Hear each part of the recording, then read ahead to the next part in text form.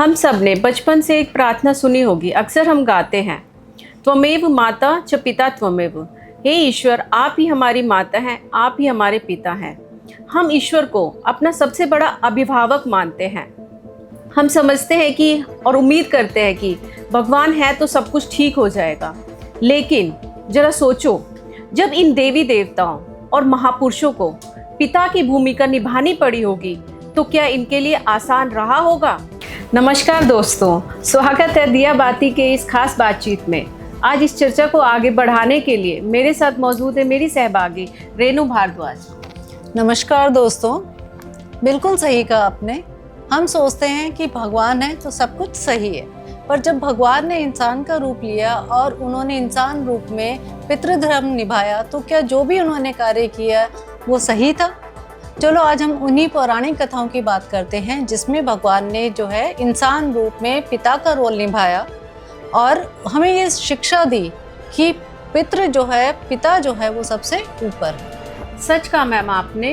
चाहे त्रेता युग के राजा दशरथ रहे हों, चाहे आज का आम इंसान या आम पिता, हर पिता को एक अग्नि परीक्षा से गुजरना पड़ा है।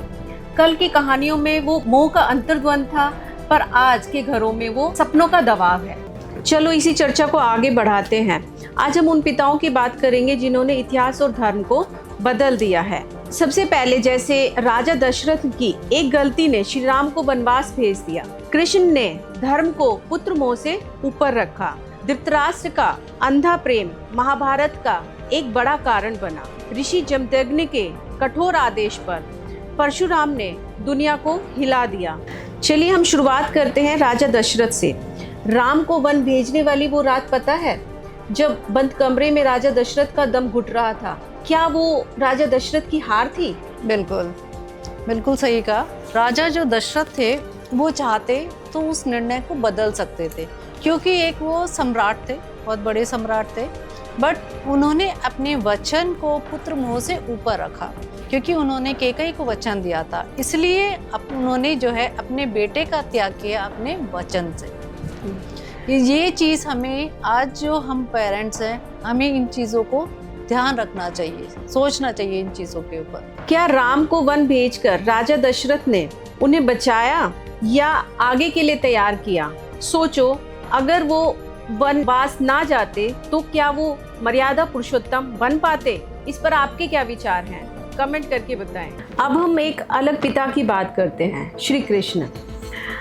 जब उनके पुत्र सांब, जो जामवंती के पुत्र थे, उन्होंने अहंकार में आकर धर्म का रास्ता छोड़ दिया था, तो कृष्ण ने उन्हें बचाया नहीं बल्कि विनाश को स्वीकार किया। क्यों? देखो, कृष्ण की अगर हम बात करते हैं तो कृष्ण ने जो है अनलिमिटेड लव नहीं दिखाया कि कोई भी कंडीशन हो हमने बस प्यार ही करना है।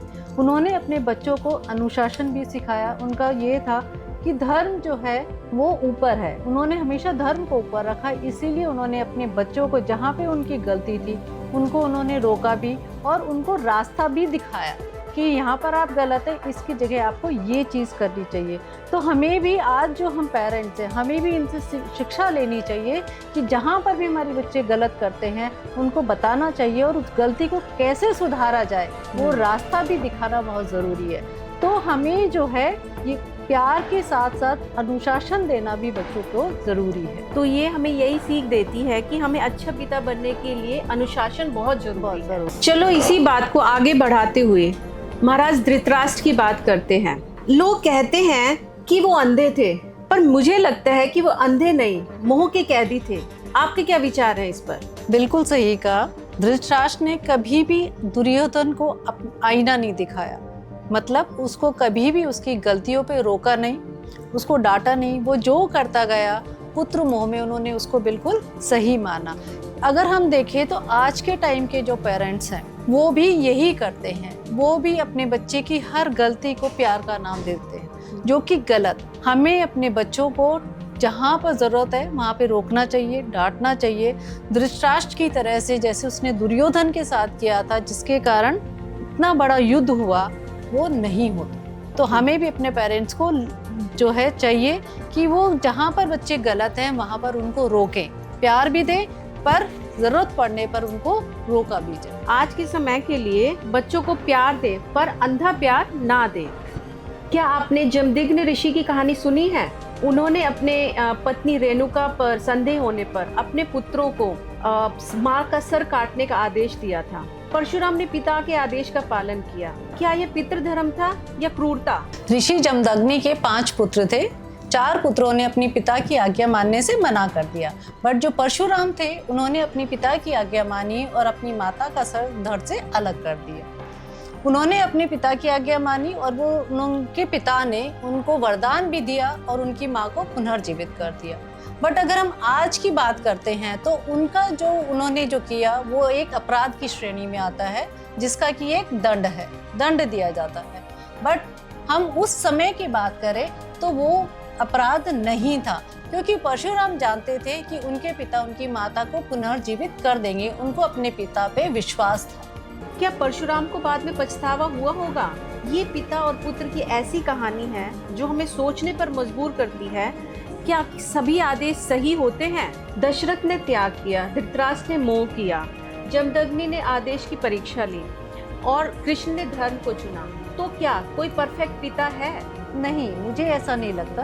पितृत्व कोई गद्दी नहीं है। पितृत्व जो है वो कोई गद्दी नहीं है, वो एक परफॉर्मिंग आर्ट है। परफॉर्मिंग आर्ट का मतलब हम कहेंगे कि जो भी फादर बनता है, क्योंकि वो एक रोल में है, तो उसको अपना फादर वाला, जब वो फादर बनेगा तो अपना धर्म निभाना पड़ेगा उसको, ठीक है।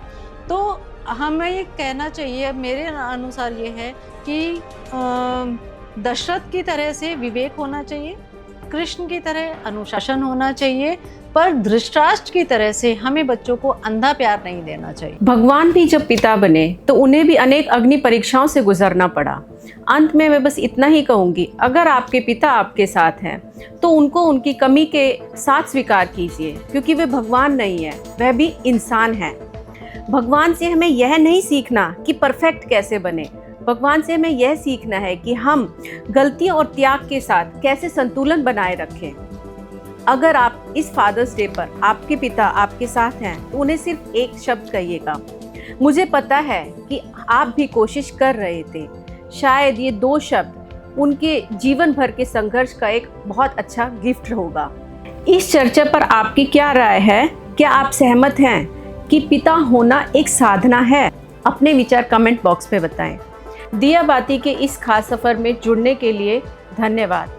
अगली बार फिर मिलेंगे एक नई सोच के साथ। नमस्कार।